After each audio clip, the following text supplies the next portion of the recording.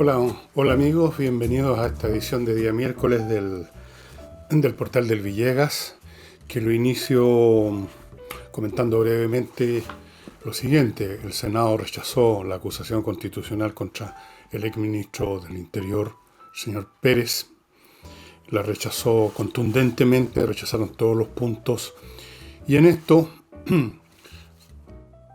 el Senado se comportó de modo relativamente parecido como lo ha hecho en otras oportunidades, cuando la Cámara, que parece conformada por gente de un nivel un poquito menos sustancioso, o que tiene por ser más numeroso un cierto parecido a las barras bravas, o por cualquier motivo suele impulsar cosas que son frenadas, paradas o modificadas, no siempre, pero algunas veces por el Senado, donde tal vez la gente más o menos desde la misma textura, no son muy distintos a los de la Cámara, pero el Senado, la Cámara Alta, tal vez por sí misma les inyecta, por así decirlo, una dosis mayor de reflexión, de sentido de la responsabilidad, de ser, por último, la última, o casi la última, quizás la penúltima palabra en estas materias, y por lo tanto habría también que examinar la composición del Senado, qué clase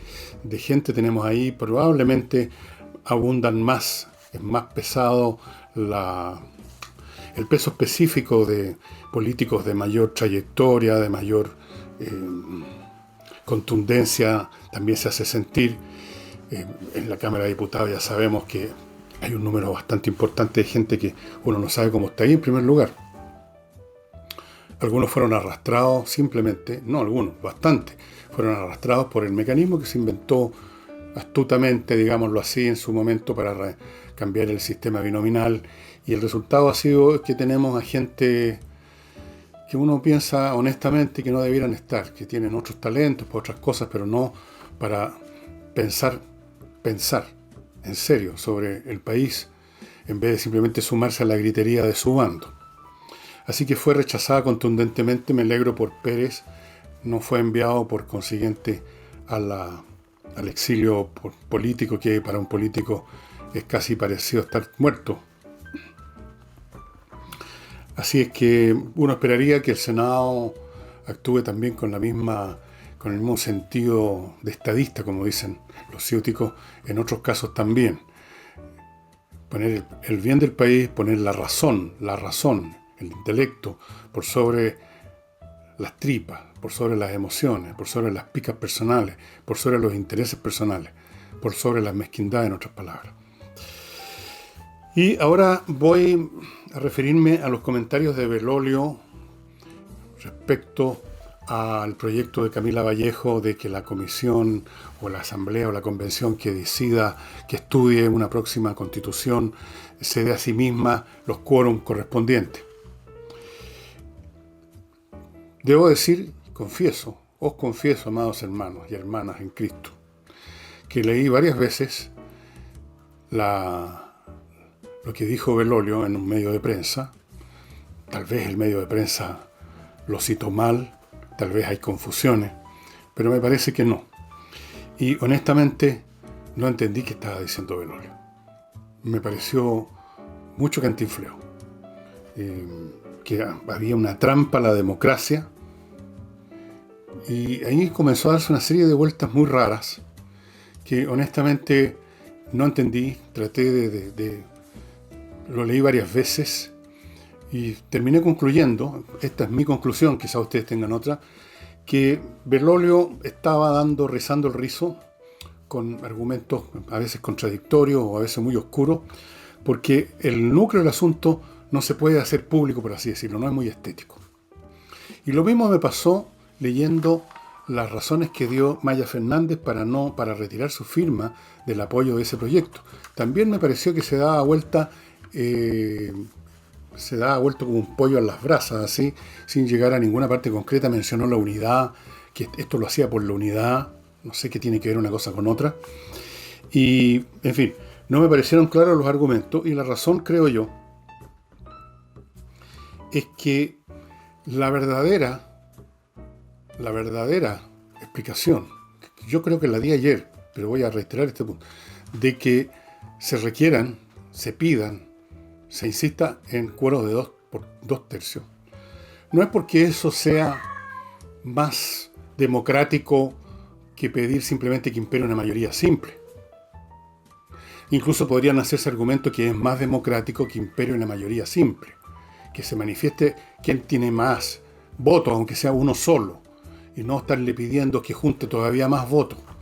Podría haber un argumento, y creo que hay argumento, en el sentido de que las mayorías simples, o los sistemas electorales completamente representativos, hasta el último personaje que para el dedo y plantea una idea y tiene 5 personas que votan por él, podría decirse que eso es más democrático, en el sentido que expresa con menos limitaciones la voluntad, las ideas de la gente o de distintos grupos, distintos individuos dentro de ese conglomerado que es el país.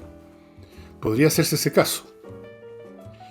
La verdad es que es poco estético decir que la democracia, que pretenda funcionar y no meramente ser una fiesta de un par de días o un par de meses, tiene que ponerse a sí mismo límites, tiene que defenderse a sí mismo, tiene que restringirse en cierto sentido. Y yo sé que esto suena atroz, especialmente para la gente de izquierda, porque inmediatamente invoca, exorciza, o más bien dicho, convoca el espectro de la democracia protegida, de los regímenes autoritarios, lo cual asocian precisamente con la clase de estructura política que generó el gobierno de Pinochet, con el binominal y con otros mecanismos que supuestamente ponían trabas y limitaciones. Pero, nos guste o no, es con limitaciones, con regulaciones, con ciertas trabas, que la democracia puede funcionar. Pero ¿quién se atreve a decir eso si es político? ¿Quién se atreve a decir, señores, señoras, la democracia solo puede perdurar y funcionar en un estado de salud más o menos aceptable si le ponemos ciertos límites a la voluntad popular que pueda manifestarse en un momento con una mayoría simple? Porque puede suceder que esa mayoría simple, precisamente porque es mayoría simple, está implícitamente dividiendo el país y eso ya es malo. Segundo, no es suficientemente convincente esa mayoría simple respecto a lo que se está votando, lo que se está decidiendo. Si vamos a decidir algo, malo o bueno, pero que mantenga la democracia en estado, por así decirlo, de existencia, que no sea puesta en tela de juicio, al menos tenemos que darnos mayorías mucho más amplias. Tenemos que pedir ciertos quórum. Eso es. Pero ¿quién dice eso? ¿Quién puede decir eso en público sin que lo pifien por ser un reaccionario que quiere ponerle frenos a la democracia, que quiere una democracia protegida? Sí, pero hay que protegerla. Claro que sí, hay que proteger la democracia. Cuando una nación detecta un grupo de personas, como por ejemplo está sucediendo ahora en Francia, que pueden estar muy inclinadas a cometer actos terroristas, esa democracia, esa nación, la democracia que es Francia, tiene que expulsar a esa gente. Tiene que hacerlo, tiene que protegerse, tiene que poner fin a la muerte francesa a manos de terroristas.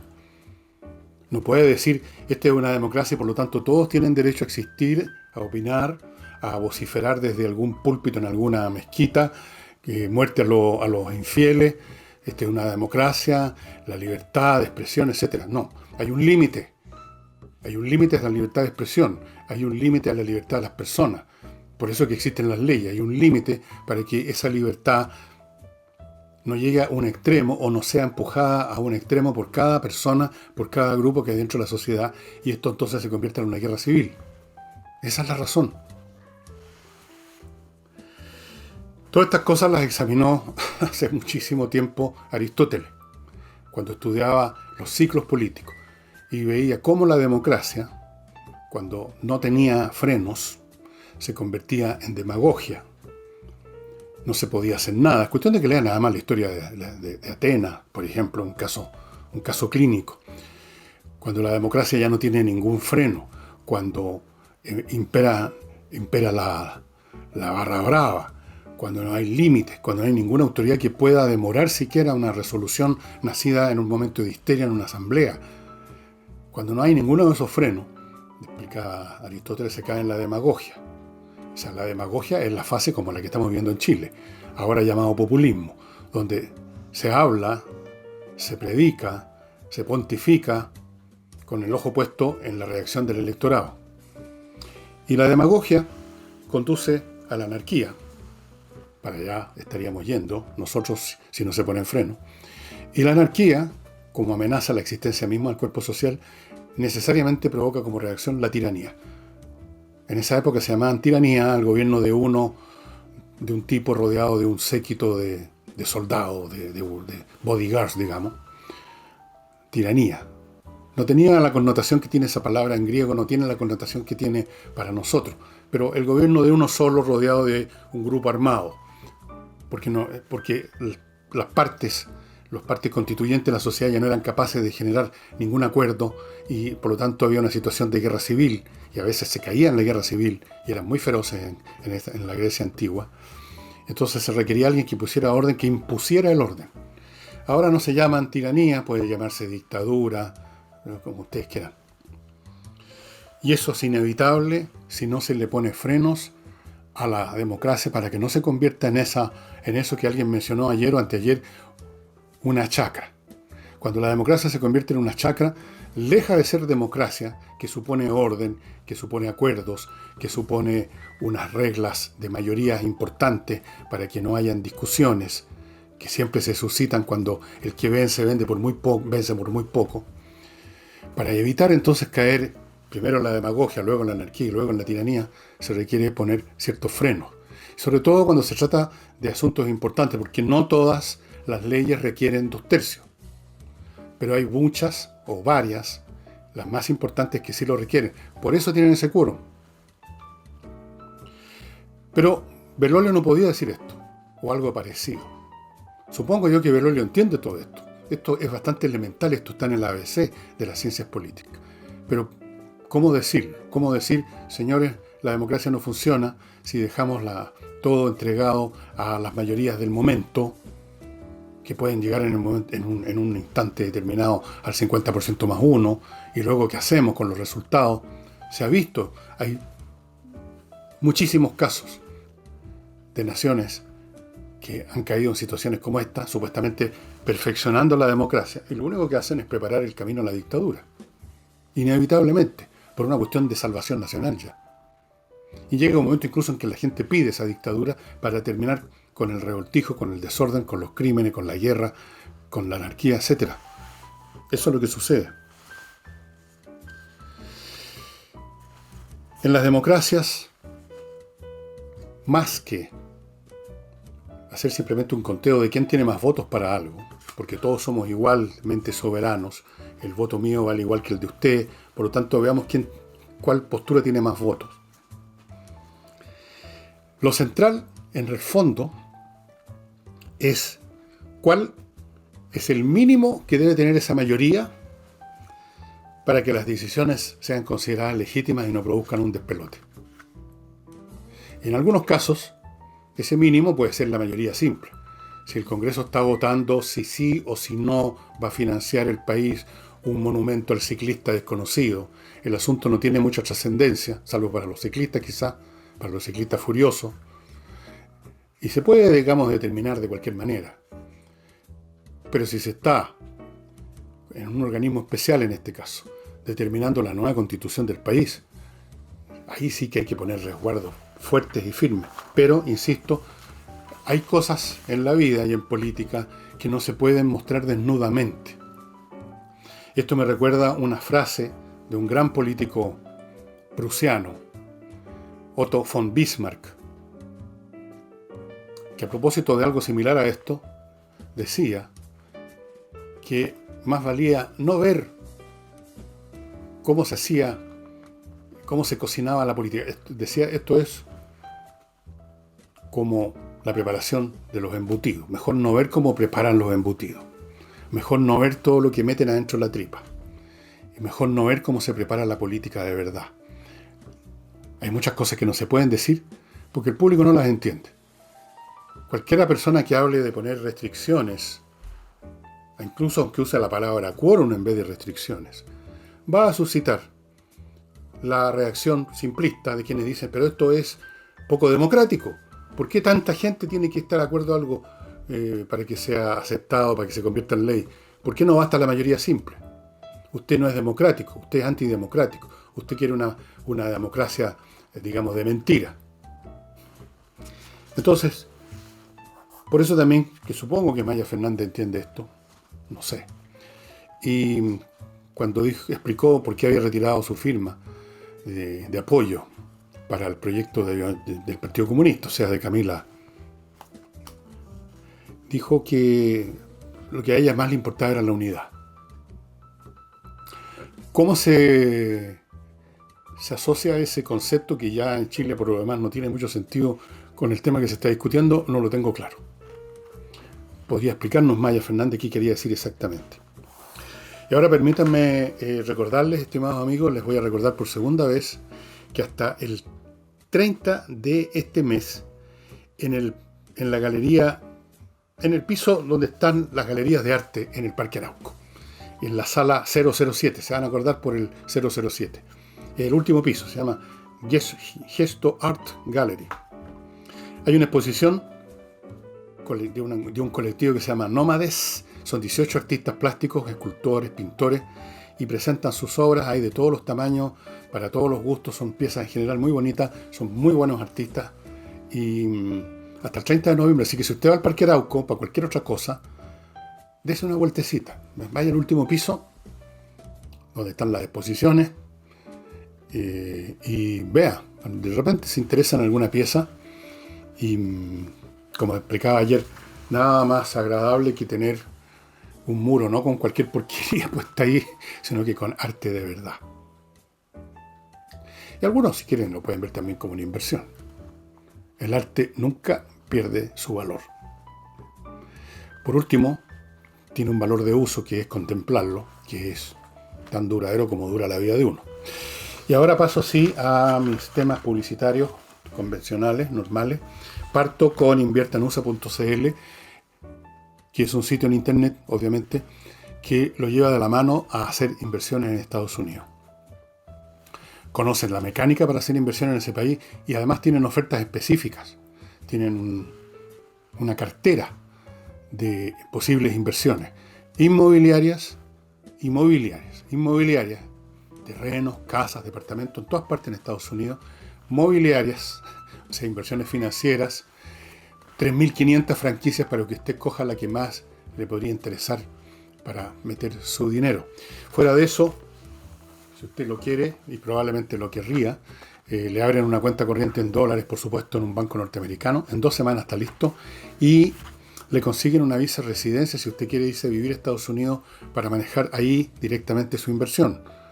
En Estados Unidos últimamente se han puesto más difíciles con las visas de residencia. Pero no así para los inversionistas, para los grandes profesionales, para los tipos que son un aporte para la ciencia, las artes y para la economía. Así es que ya saben. Continúo con Salinas y Ojeda, un buffet de abogados expertos en temas civiles, como son la mayoría, y que garantizan la mejor atención posible y muy buenos resultados. No pueden garantizar un 100% de victorias, eso depende finalmente de la resolución de los jueces, pero obviamente que los mejores abogados, los mejores buffets tienen una tasa mucho más alta de éxitos legales que otros. Y Salinas y Ojeda se especializan. Temas de divorcio, por ejemplo, con todas las complicaciones y anexos que tiene, temas de herencia. ¿Quién no ha visto una pelea de familiares que salen no se sabe de dónde, disputándose todo? Y si el fallecido, si el finado tenía bienes importantes, salen a reducir los cuchillos. Póngase en manos de Salinas y Ojeda, ahí está la dirección internet de ellos para que los contacte.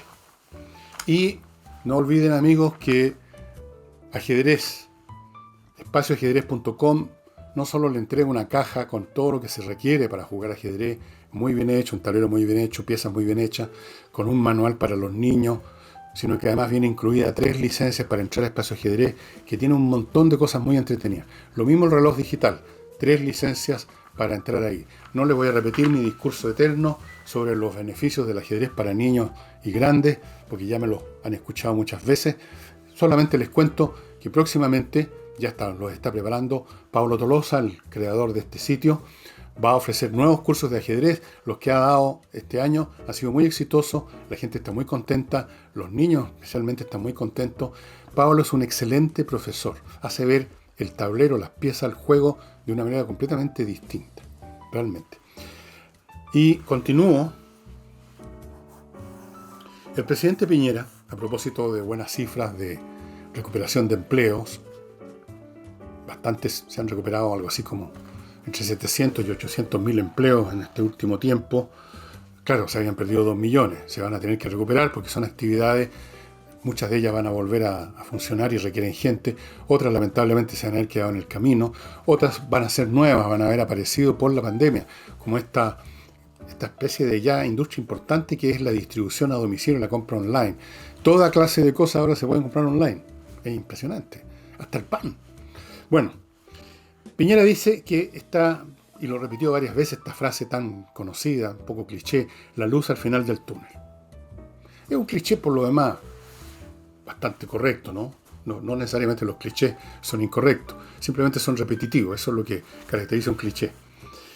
Dice que se está viendo la luz del final del túnel. El problema es, o más bien dicho, lo que hay que examinar es qué clase de luz es la que está al final del túnel. Porque que el país se va a recuperar del estado en que quedó en un momento dado en julio, especialmente estaba la cosa realmente muy mal, que el país va a salir de ahí, que van a partir de nuevo muchas actividades, que van a aparecer otras nuevas, que se van a recuperar empleo, eso es natural. Es natural, responde simplemente a la necesidad de la gente de sobrevivir. Tenemos que hacer negocios, tenemos que trabajar, tenemos que ganar plata para comprar nuestros alimentos, tenemos que vender los productos que fabricamos para lo mismo. El instinto de supervivencia, digamos, garantiza que vamos a salir adelante, que vamos a empezar otra vez a salir cascando para adelante. Pero ¿cómo? Esa es la cuestión. ¿Cómo va a ser esa luz? Destellante, cegadora, maravillosa, un sol saliendo así por el horizonte. O va a ser una luz media cagonceta, un farol, una linterna, alguien que prendió un fósforo. Porque resulta que sí, vamos a recuperarnos, pero hay muchos caminos posibles, muchas formas distintas de recuperar, muchos finales de túneles diferentes. Podemos recuperarnos maravillosamente, voy a ponerme en el caso extremo de bueno, maravillosamente con una economía que crezca aún más rápido, con mejores prácticas empresariales, mejores prácticas laborales, sindicatos más cooperativos y no solamente conflictivos, gente dedicada ahora como si hubieran tenido una iluminación, una revelación dedicada con más tesón a hacer su pega y hacerla mejor, y pueden llegar más inversiones. Ese sería el cuadro como de película, ¿no es cierto?, con happy end. Pero también podemos tener en el otro extremo una economía repleta de restricciones, más cargas impositivas, amenazas, un clima que no da mucha seguridad a los inversionistas, menos desarrollo de lo que podría ser, muchas menos inversiones las que podría ser, mucho menos recuperación del empleo de lo que podría ser, mucho menos creación de nuevas actividades de lo que podría ser. En otras palabras, podríamos salir del túnel pero en 4 patas, arrastrándonos. Y la luz, un fosforito prendido. Y entre estos 2 extremos que he mencionado hay muchas posibilidades intermedias. ¿Cuál va a ser la que se va a constituir en el escenario en que vamos a estar viviendo el año próximo? ¿Cuál va a ser el escenario del año 21, 22 y siguientes? Uno mediocre, uno tipo Chile 1950 y tanto, o 60 y tanto, con un crecimiento muy pequeño, o casi cero, o el 1%, un crecimiento tipo Michelle Bachelet, muchos conflictos laborales, muchas marchas, muchos reclamos, muchos paros, mucho encono contra los empresarios, muchas reglas restrictivas, que el medio ambiente, que los impuestos, que esto, que el otro. Esa es una posibilidad. Y claro, el país va a estar funcionando más de lo que estuvo funcionando en julio, pero a media máquina, o un cuarto de máquina. No creo que queramos eso. Y luego hay otras opciones que son menos malas, pero tampoco tan buenas como la que mencioné al principio, ese mundo ideal. Entonces, ¿cuál va a ser esa luz al final del túnel? ¿Qué hacemos ahora que estamos todavía en el túnel para que esa luz sea deslumbrante, sea la mejor posible, salgamos en las mejores condiciones, de manera que podamos decir un día, la pasamos pésimo, pero nos sirvió de algo, salimos mejor, o como esa frase típica de que la adversidad nos hace más fuertes? ¿Qué hacemos ahora para que eso suceda, en vez de salir simplemente a medio morir saltando el túnel? Lamentablemente, nosotros los ciudadanos comunes y corrientes no veo qué podemos hacer, porque estas cosas son materia relativa a disposiciones legales, a las leyes que se formulen, a las iniciativas políticas. Y eso no depende de nosotros, depende del Congreso. Y sabemos cuál es la composición de ese Congreso. ¿Cómo lograr el mejor resultado posible, o uno de los mejores, un top 3, digamos, entre los resultados posibles buenos? Como ciudadanos comunes y corrientes, usted y yo no tenemos nada que hacer. Estamos totalmente entregados a las decisiones, a los proyectos, a los 10% adicionales, a los quórum, a qué sé yo, qué otras reglas. El día de mañana le toca a las ISAPRES, después aumentemos los impuestos a los ricos, aumentemos esto, pongamos cotos a los demás allá, eliminemos estas actividades porque son contaminantes, pongamos trabas por este otro lado. Y nada de eso depende de nosotros, lamentablemente. Así que yo personalmente creo que esa luz al final del túnel no va a ser ni el sol deslumbrante ni el fósforo prendido. Va a ser alguna cosa mediocre entre medio. Vamos a volver a la mediocridad de siempre. Eso es. Vamos a volver a lo de siempre. En el libro mío, Insurrección, en una parte yo hago un símil de lo que es este país. En cierto sentido, con una historia de una novela de ciencia ficción que se llama Sirio, de Olaf Stapledon. Si ustedes leyeron el libro, se recordarán la historia de la cucaracha tratando de subir por la pared de la tina de baño.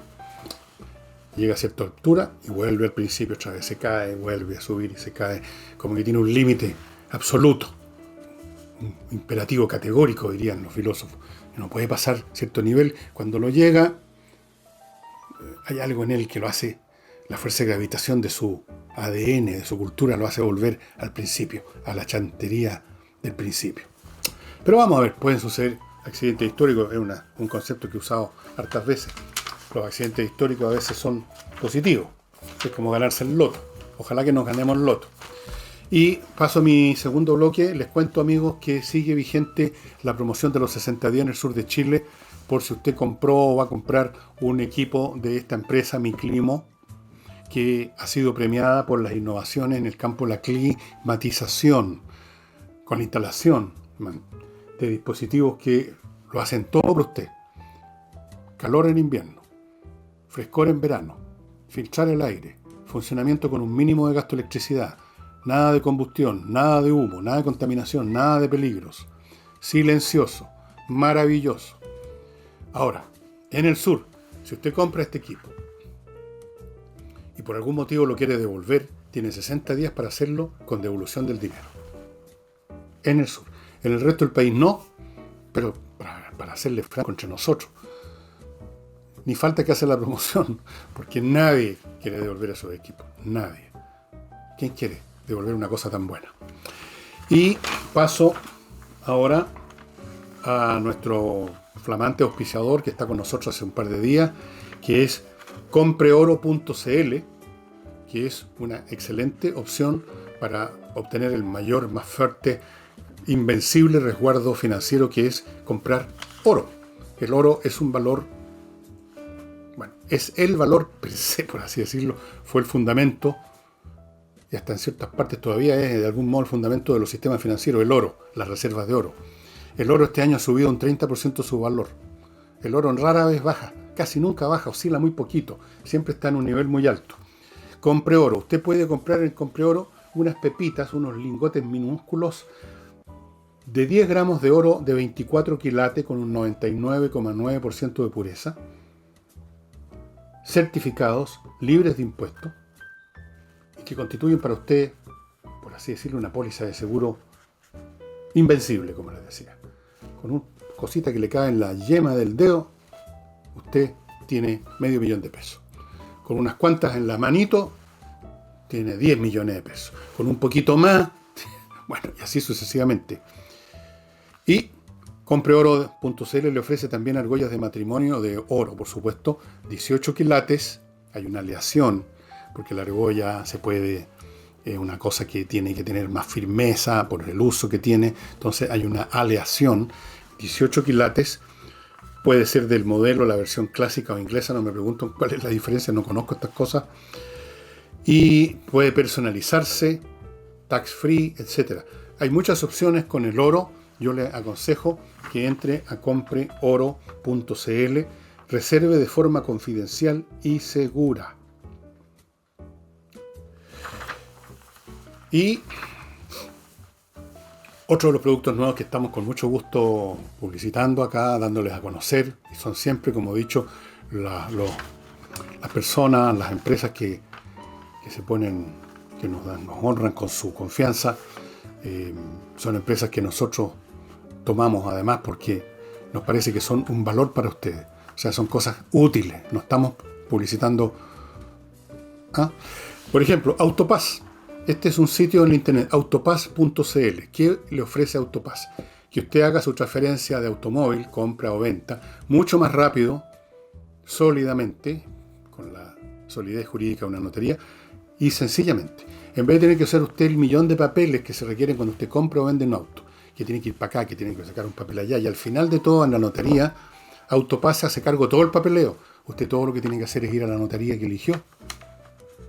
Y ya está todo listo, el papeleo listo, usted tiene que firmar ahí y buenas noches los pastores. Rápido, eficaz, sencillo, seguro. Autopass.cl. El rector de la Universidad de Chile, el señor Vivaldi, del cual varias veces me he referido porque me parece que sus conductas, sus dichos no corresponden a mi juicio, a mi humildísimo juicio, a lo que uno espera del rector de una universidad como la Universidad de Chile. Está quejándose a lágrima viva de la disminución de los presupuestos para lo que se llaman actividades de interés nacional, que son de distinto tipo. Dice él, aquí anoté casi textual, los temas presupuestarios, dijo, mientras le corrían las lágrimas, no pueden ser sometidos o discutidos en grupos restringidos. Me extraña, señor Vivaldi, porque usted es un académico, supongo que tiene una carrera, un cartón por algún lado pegado con un chinche en el muro, si no, no sería rector, ¿no es cierto? Entonces usted debiera tener suficientes quilates, a propósito de quilates, para aquilatar que hay cosas y discusiones que tienen que hacerse en forma restringida o de lo contrario no se llega a ninguna parte. ¿Se imaginan ustedes, estimadas amigas y amigos, que todos los grupos y personas que están asociados directo e indirectamente a alguna actividad que va a sufrir por necesidad, por lo que ha pasado en el país, una disminución, tuvieran voz y voto? ¿Creen ustedes que se podría disminuir un 1% el presupuesto de cualquier actividad? Todos considerarían que su actividad no puede ser tocada, como cree Vivaldi, de sus actividades de interés nacional. Las otras sí, las de nosotros no, pero todos dicen lo mismo, todos dirían lo mismo. Eso sí que sería una chacra.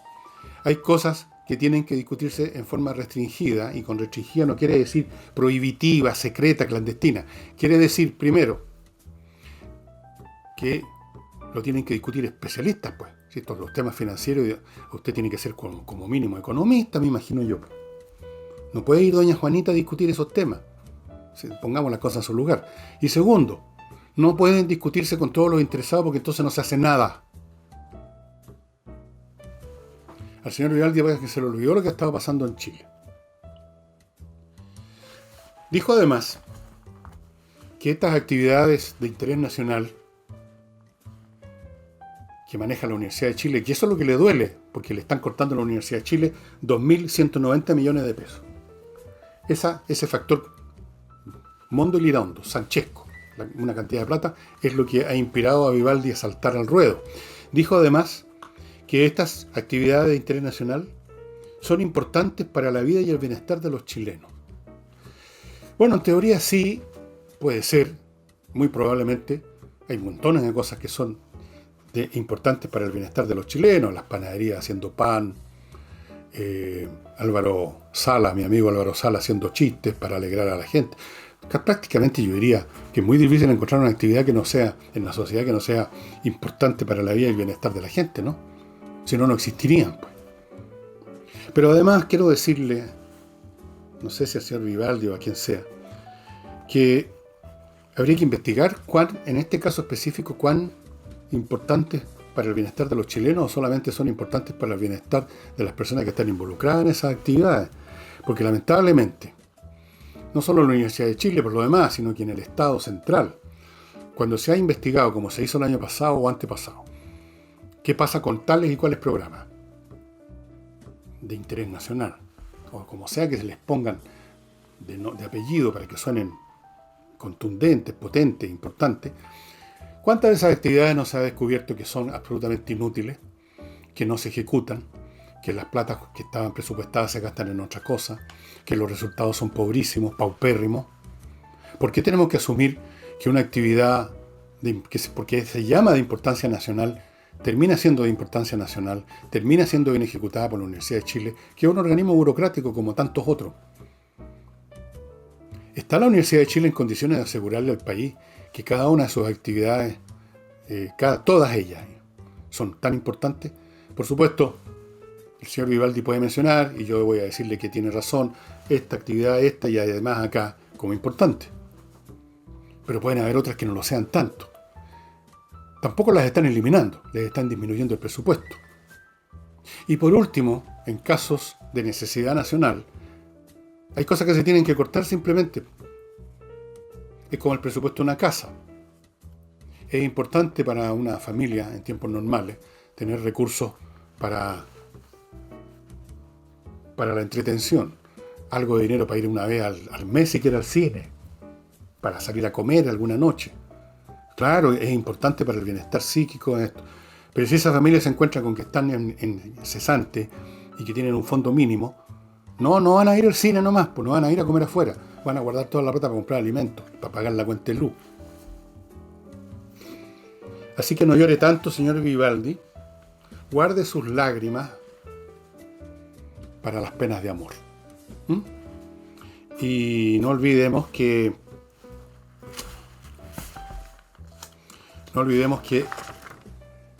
estos discursos sobre lo importante de algo, el beneficio que entrega lo demás allá, o el bienestar de los chilenos, hay que examinarlos en su ejecución. Repito, en los detalles está el demonio. Habría que ver, efectivamente, cuál es el costo-beneficio de estas actividades y no preocuparse tanto de que se llaman actividades de importancia nacional. No hay que ser tan subido por el chorro, ¿sí? Seamos más humildes. Hay algunas actividades más o menos importantes, digámoslo así. Hay otras actividades que se les puede cortar el presupuesto por lo menos un poquito. ¿Ok? Y a propósito de clichés, y este sí que es un cliché maligno, pernicioso, engañoso, que se usó mucho, que se sigue usando en distintas ocasiones. Lo sacan a relucir políticos de todos los bandos. Es esto del perfeccionamiento de la democracia. Cuando se quiere justificar una medida es para perfeccionar la democracia. Con lo cual le están diciendo a usted indirectamente que si se opone o pone reparos es porque entonces usted no es un demócrata, puesto que no quiere perfeccionar la democracia. En otras palabras, usted es un pinochetista. Usted es un nostálgico de la dictadura. Y con esa amenaza salen con la suya, muchas veces, con sus perfeccionamientos. Yo les he mencionado a menudo acá en este programa lo que ha ocurrido con los municipios a lo largo de la historia que tienen estos municipios desde la época de Elwin en adelante, en que sus autoridades fueron elegidas y se habló de perfeccionar la democracia, vamos a elegir a los concejales, vamos a elegir a los alcaldes. Faltó poco para que se decidiera elegir al director del museo, de la Biblioteca Nacional, no sé, por el Departamento de Aseo y Jardines. Había que perfeccionar la democracia. Bueno, aquí tenemos otro caso, otro que se suma a los no sé cuántos que hay ya. El alcalde de una comuna que se llama Sagrada Familia, cuya existencia yo desconocía, pero no tiene nada raro porque hay más de 300, está siendo procesado por fraude al fisco por 800 millones. Él y algunas otras personas del municipio también están metidos en situaciones irregulares. Flor de perfeccionamiento de la democracia.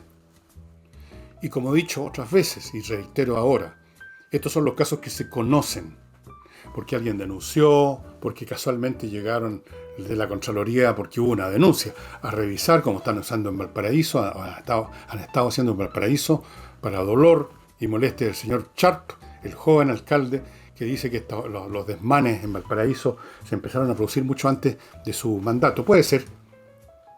Y a mí no me interesa culpar a tal o cual persona, no sé. Los porteños sabrán mejor que yo de la gestión de Sharp.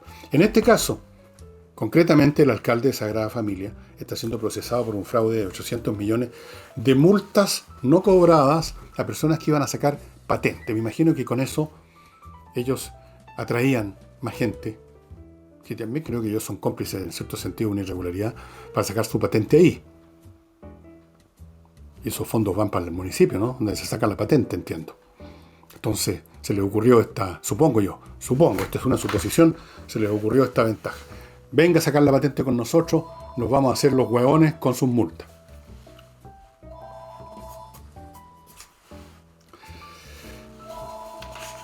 Antes de entrar al último tema que tengo y después al libro que les voy a mostrar, un libro muy interesante, les recuerdo que Controller es una empresa.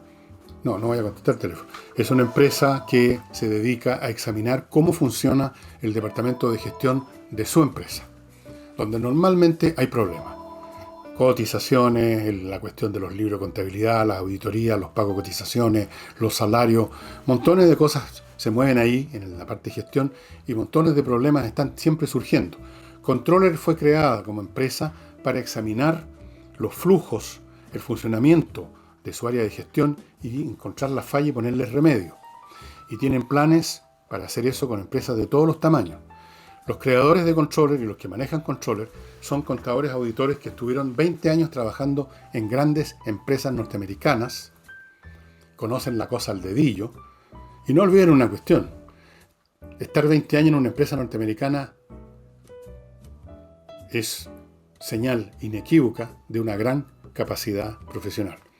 Porque en esa sociedad el amiguismo y que el sobrino no sé quién, eso no funciona. Usted les parece mal a los jefes y en 5 minutos ya llegó un guardia de seguridad a acompañarlo a la salida mientras usted se lleva a la caja con las fotos. Bueno, estos tipos fundaron Controller, son expertos y van a cambiar la cara, el funcionamiento de su empresa.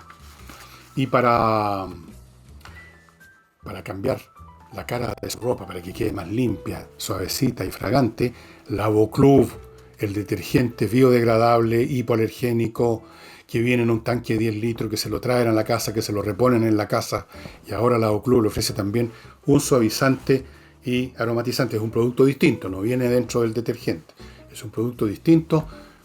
Todas las señoras, todos los caballeros que lavan ropa hace rato ya que están lavando primero con detergente y después echan a la máquina lavadora el suavizante con fragancia. Se ha convertido en una costumbre, una grata costumbre.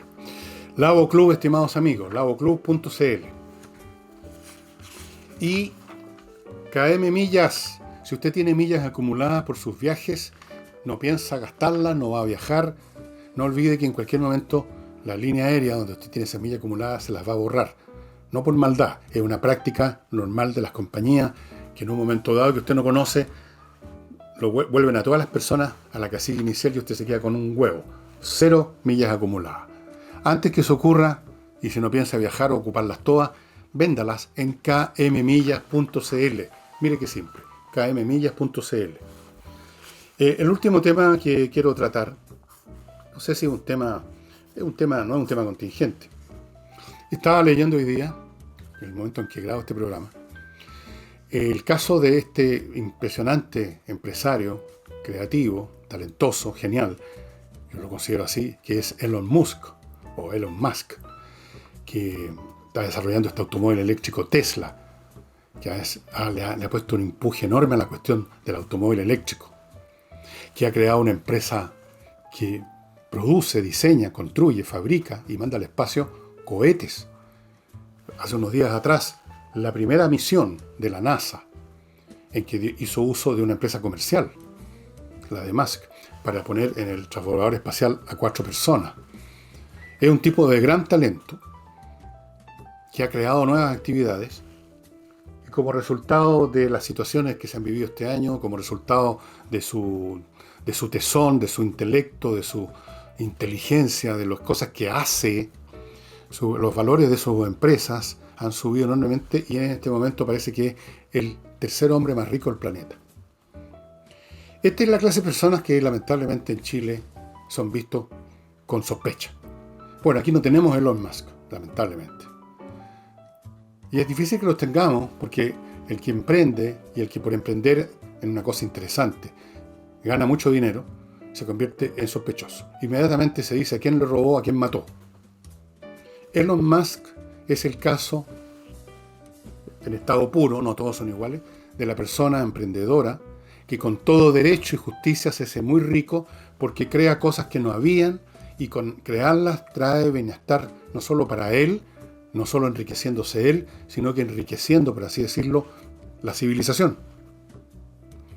Esta empresa de automóvil eléctrica no es la única, por supuesto. Hay muchas empresas en China, en Japón, en Alemania, que están metidos en este asunto. Pero ha sido importantísimo la empresa Tesla de Elon Musk para mantener, por así decirlo, en los titulares de la prensa, el gran concepto y ya realidad del automóvil eléctrico. No voy a discutir si sus autos son mejores que los de otras marcas, eso es un tema técnico que no me voy a meter. Pero el tipo ha creado empresas. Miles de personas están trabajando con muy bien pagados puestos, por lo que sé, desde la línea de producción hasta los departamentos de diseño, de ingeniería. Todas las cosas que no existían las crea una persona que tiene talento, que tiene algún dinero inicial, da lo mismo, que no lo tuvo, pidió prestado, que tiene inteligencia, que tiene iniciativa, que tiene disciplina y que tiene resistencia para aguantar las críticas, porque también en Estados Unidos nos faltan los tiradores chaquetes, los jodedores. Y ahí está. Y lo mismo yo creo que se podría decir del hombre que creó de la nada Amazon, que a millones de personas como yo, que les gusta leer, le ha abierto puertas que estaban completamente cerradas, porque todos dependíamos, cada uno en su país, de lo que los editores se les frunciera traer al país, normalmente con traducciones pésimas. Porque eso es lo que pasa. Y Amazon nos abrió las puertas a todo lo que se produce o se ha producido en literatura, en ciencia y en arte, en libros. Luego en formato digital. Luego está vendiendo otras cosas también. Y podríamos seguir así enumerando personas que se han hecho inmensamente ricas y con toda razón y justificadamente. Riqueza que además no se la comen. Nadie se puede comer la fortuna que tiene Elon Musk, que son como algo así como 115 mil millones de dólares. Nadie puede darse un almuerzo de 115 mil millones de dólares. Ese dinero, en muchos de estos inversionistas, el propio Bill Gates, va a dar a obras de caridad, a universidades, a proyectos, digamos, proyectos para el bienestar de la sociedad en su conjunto. Otros se convierten en impuestos que también revierten en todos los ciudadanos. Estas personas, estos creadores de riqueza, no son como ese personaje de mono de Walt Disney, ¿no? El rico MacPato que tenía una piscina, ¿se acuerdan? Los que leíamos esas revistas de historietas de una piscina con monedas de oro. O sea, la riqueza se convertía en un objeto estancado. No, la riqueza circula, genera nuevas actividades, genera nuevos productos que nos benefician a todos. Usted seguramente, como casi todos los habitantes de este planeta, está bastante servido, ayudado, beneficiado, por ejemplo, por todas estas tecnologías digitales. Su iPhone que tiene en el bolsillo en este minuto. ¿Y de dónde salieron esas cosas? ¿Quién las creó? ¿Las creó un sindicato? ¿Las creó una coordinadora? ¿Las creó una primera línea? Las crean estas personas. Esos son los que crean las cosas. Esos son los que van impulsando el progreso. Por supuesto acompañados, porque no necesariamente inventan todo, de la gente que acogen, que incorporan a su iniciativa, científicos, técnicos, ingenieros, artistas incluso, etcétera. Grande Musk. Me parece un tipo admirable. Me gustan tipos como Musk. Me gustan tipos como Bezos. Me gustan tipos como Bill Gates. Y me importan todos los defectos que puedan tener. Pero han creado cosas que no existían y han enriquecido el acervo cultural, tecnológico y material de la humanidad. Y esas personas deben ser, si no admiradas, como mínimo respetadas y apoyadas. Y apoyar y respetar también a los jóvenes, que todavía no han llegado a ser Bezos, ni han llegado a ser Gates, ni Musk, pero pueden llegar a serlo mañana, y que están empezando sus proyectos. Ojalá que encuentren esos jóvenes, porque hay aquí en Chile, el ambiente cultural, mental, valórico, que les permita crecer acá, sin que tengan que irse a otro lado, porque en Chile se encontraron con puros problemas. Lamentablemente hay miles de historias que a mí me llegan. Yo era esto, estudié informática, estaba creando este producto, entonces fui a tal repartición pública, fui a tal inversionista, fui a tal banco, me hicieron tapa, me pusieron problemas, me fui, estoy ahora en Silicon Valley. Les podría contar historias con nombre y apellido. Y estimados amigos, no olviden que si usted quiere vender su casa rápido, si quiere venderla finalmente, Hey es el hombre. Este es el corredor más rápido de Chile por sus métodos. Sabe además administrar arriendos. Si usted es rentista y ya está cabreado de... Usted sabe lo que significa ir a cobrar arriendos, ¿no? Pásele eso a Hey. Si usted quiere arrendarle a una persona que valga la pena, que no vaya a ser un ladrón, un sinvergüenza, que se lo encuentre Hey. Todo lo relacionado con bienes inmobiliarios, Hey. Y finalmente, amigos, SMF para limpiar sus pisos. No importa si su piso es un parqué al estilo antiguo, si es eso que llaman piso flotante o algo por el estilo, si es una alfombra por todos lados, si es moqueta en una oficina, si es piso duro, si es baldosa, si es hormigón, si es esto, lo demás allá. SMF tiene productos específicos para cada tipo de piso para que usted con ese producto deje sus pisos impecables, brillantes y bien mantenidos. No olviden que un piso feo, sucio, cochino, da muy mala impresión. O sea, es para salir arrancando. Hay oficinas que la moqueta ya está tan raída y está llena de polvo y mugre y uno imagina que hay ácaros por todos lados y uno ya no si quiere arrancar de ahí. No es un buen lugar para trabajar, no es un buen lugar para hacer negocio. SMF, limpieza de pisos. Y finalmente, amigos, el libro de hoy. Hace unos pocos programas atrás les mostré un libro que se llamaba La Casa de la Sabiduría, que así se llamaba en el mundo árabe, siglo VIII, IX, X, una universidad, la Casa de la Sabiduría. No sé árabe, así que no me acuerdo cómo se dice en árabe. Y les mostré un libro que se llamaba así, que mostraba el aporte de los árabes en la transmisión de conocimientos hacia Europa. Este libro trata de un tema más o menos parecido. Aquí no están metidos los árabes tan directamente, que es este libro, Los comienzos de la ciencia occidental. La tradición científica europea en filosofía, religión y el contexto institucional desde la prehistoria hasta el año 1450, de David Limber. Este es un libro muy interesante. Y es un libro que responde a una pregunta que más de alguno de ustedes se habrá hecho alguna vez. ¿Por qué en Occidente la ciencia se desarrolló como se desarrolló y llegó a ser tan importante y le dio, por un buen lapso, la hegemonía a Occidente, específicamente a Europa, especialmente, en los siglos XVII, XVI, XVII, XVIII, XIX, parte importante del XX, sigue siendo, aunque ya no tanto en Europa como en Estados Unidos, pero la civilización occidental, ¿por qué en esa civilización se desarrolló, fue tan importante como núcleo, como semilla, y produjo tantos cambios y tantos beneficios y tantas consecuencias, mientras otras sociedades sofisticadas como la sociedad china, donde en algún momento se inventaron cosas incluso antes que en Occidente, la ciencia no se desarrolló realmente como ciencia, entendiendo ciencia como una actividad acumulativa en el tiempo, sistemática, articulada, para entender un campo de la experiencia humana. Porque conocimientos así puntuales de muchas cosas Todas las sociedades los tienen por razones de supervivencia. Los egipcios podían construir pirámides porque tenían algunas nociones de matemática. Sabían más o menos cuánto era el radio, cuánto valía el pi, ¿no es cierto? ¿Cuántas veces cabe el radio en una circunferencia? Nosotros sabemos que es 3,1416 y siguen una serie de decimales. Ellos, a la chunte, poniendo unos palitos, era como 3 y algo.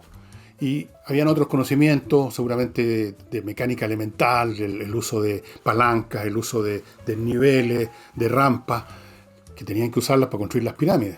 Pero eso no es matemática, eso no es ciencia matemática. La ciencia matemática la desarrollan los griegos, que ya son, por así decirlo, los que dieron el puntapié inicial en el desarrollo de la ciencia occidental. Nosotros tenemos un parentesco muy grande con los griegos. ¿Por qué? ¿Cómo? ¿Por qué ahí y no en otras partes? Bueno, ahí está este libro. Muy interesante el por qué. Yo hace un tiempo atrás, y con esto termino el programa de hoy, mientras escuchaba una pieza, creo que de Johann Sebastian Bach en YouTube, donde uno encuentra toda la música, todas las versiones, a veces simplemente la grabación, a veces el espectáculo mismo, la sala de concierto. Yo prácticamente ya no escucho CD, ni ningún otro, ni radio. YouTube, ahí escucho la música y la veo muchas veces. A veces veo los comentarios. La música que había escuchado en esa oportunidad era una maravilla que se llama El arte de la fuga, donde están puestas ahí en su corazón las más recónditas bellezas del arte musical. Estaba leyendo los comentarios y de pronto vi el comentario de una persona de un país oriental. No sé, no me acuerdo si era chino, japonés o de dónde, pero el apellido, la firma estaba en su idioma, pero el texto estaba en inglés y que lo pude leer, y manifestaba su respeto y admiración y cariño por esta civilización que ha creado esta música. Porque, así como la ciencia, la música es la gran creación de la civilización occidental. La gran creación. Y la ciencia. ¿Por qué? ¿Cómo? Los principios de la ciencia occidental en este libro que usted va a encontrar en Amazon. Es un libro muy bien hecho, buen papel, bastante largo, muy detallado. Hay una que otra formulita matemáticas y geométricas, pero muy poco. No es necesario ser especialista en eso para entender y seguir esta historia apasionante del principio de la ciencia, las primeras semillas, las universidades en Europa que empiezan a aparecer ya en el siglo XI, XII en Europa, en París, en otras partes, y empieza a formarse esta específica institución que es la universidad, el lugar donde se juntan estudiantes, profesores, investigadores, y se empieza a acumular un corpus científico que se transmite, que se comparte, que se perfecciona, que crece, que decrece, que pega saltos paradigmáticos. Esa es la ciencia. Y eso sería todo por hoy día, estimados amigos. No olvidéis, amados hermanos, mi libro Insurrección. Ya van quedando muchos menos ejemplares.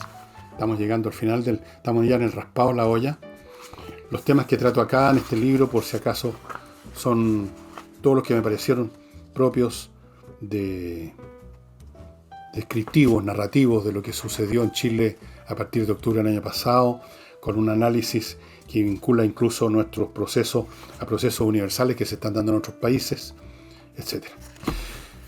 También el libro de Osvaldo Cifuentes, Historia de la Filosofía, quedan muy pocos ejemplares. Les recomiendo que, si están interesados en eso, Historia de la Felicidad, perdón, no de la filosofía, pero en el fondo una historia de la filosofía, parcialmente. Historia de la Felicidad, también le quedan muy pocos ejemplares. Y eso sería todo por hoy, estimados amigos. Muchas gracias. Y mañana, jueves, vamos a hacer un programa con Nicole Rodríguez, que está en este momento de corresponsal nuestro. Ya les voy a contar dónde, se los voy a contar el mismo día. Nos vemos.